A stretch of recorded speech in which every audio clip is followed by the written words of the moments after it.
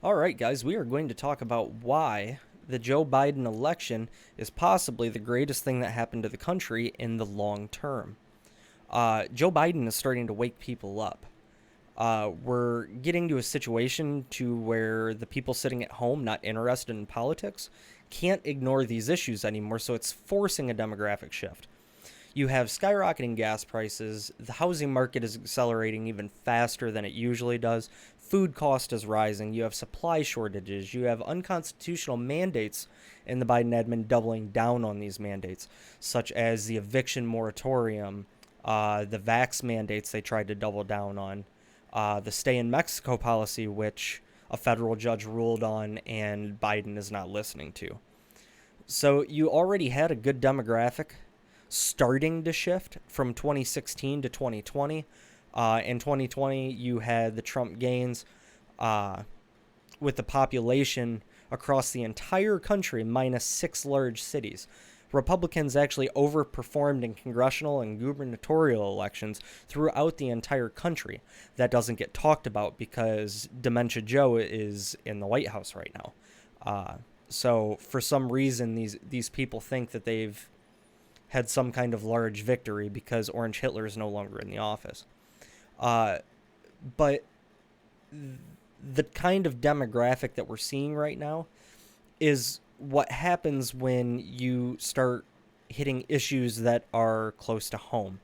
When you start threatening to take away a parent's right to what their kid learns in school. Once moms become involved, is when you're going to see the largest shift because they're the demographic which is hardest to move. Women generally don't pay as much attention to politics because they're concerned with other things.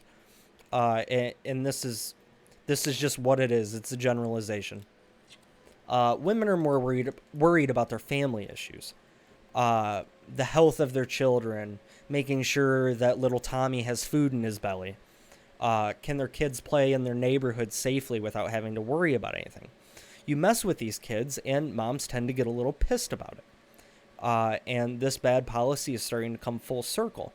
Now, a lot of the reason that it took this long for people to wake up or at this point is because the media is no longer hiding things to the same extent that they were prior to the 2020 election. You just had a story come out about the New York Times hiding a story about a BLM riots prior to the 2020 election. Well, that's coming out now. The Going a little deeper, you have the Hunter Biden laptop, Quid Pro Joe, Joe being the big guy in the email chain. People are really starting to realize that the media is, honest to God, the enemy of the people. There's not a nicer way to say that. You have BLM support cratering, Antifa's being exposed, and then you have little Kyle Rittenhouse up on the stands while politicians and activists are calling for the death penalty. And what's completely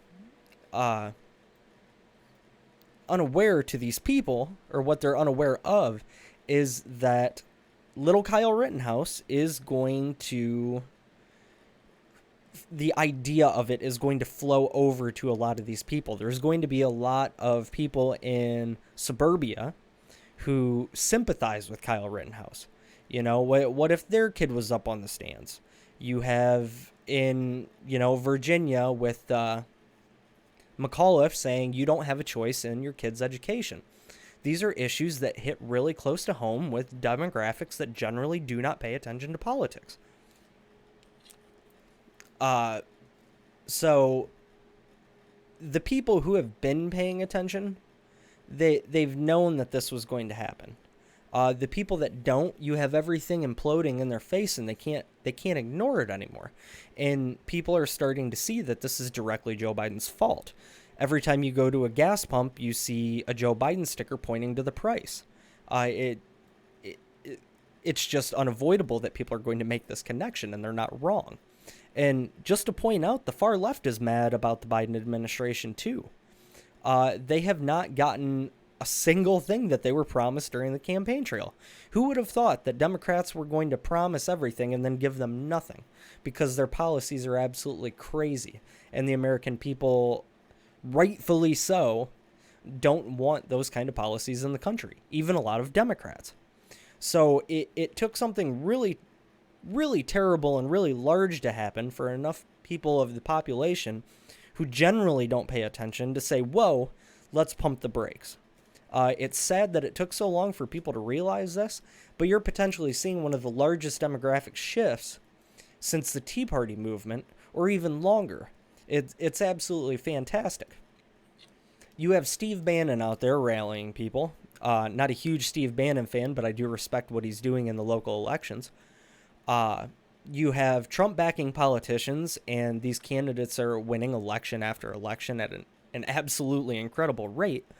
The GOP is getting better, and it's been a really long time since we've been able to say that. The rhinos are getting kicked to the curb. They're being exposed for what they are, the Liz Cheneys, especially Liz Cheney, the Mitt Romneys, the Mitch McConnells, the Lindsey Grahams. These are all rhinos. They don't have any business in the party. The GOP is no longer, or soon will not be, the party any longer of these people. Once again, the party is actually getting better for the first time in a very long time. So it's fantastic. It's about time that Republican and libertarian lean right voters start holding these representatives accountable. And I have to point out, just on a quick side note, that it's funny that the longer this all goes on, the longer Joe Biden is in there to make his policies, the more Orange Hitler is proven correct. Trump's been right about the entire thing. It's absolutely hilarious. But now we can't let up, because the GOP is second to none at being able to grab defeat when victory is guaranteed. There are huge leads going into the 2022 elections, and like I said, Republicans are very good at blowing things. You need to keep the foot on the accelerator. You need to keep doing what you're doing. You need to get out in these local elections, and you need to vote. That's going to be the only way that we stop these things like CRT and the indoctrination of your kids. You have to keep the pedal pressed down. But it took the absolute ineptitude of Joe Biden to start the collapse of the Dems. So when 2022 does get here, and everything still gets sucked, or everything still sucks, excuse me, and the indoctrination is still there, what do you think is going to happen? When 2024 gets here, and you have Brandon, who is still completely incompetent, prices are still sky high, and Dems still doubling down on these absolutely crackpot policies, you're going to get either Trump standing there running on the I told you so ticket, or you're going to get DeSantis standing there with the I got everything right on COVID ticket. What do you think is going to happen? Republicans need to keep pushing forward. They need to keep doing what they're doing. They need to stay active in the culture war, and you need to get out and vote in your local elections. Thanks, guys.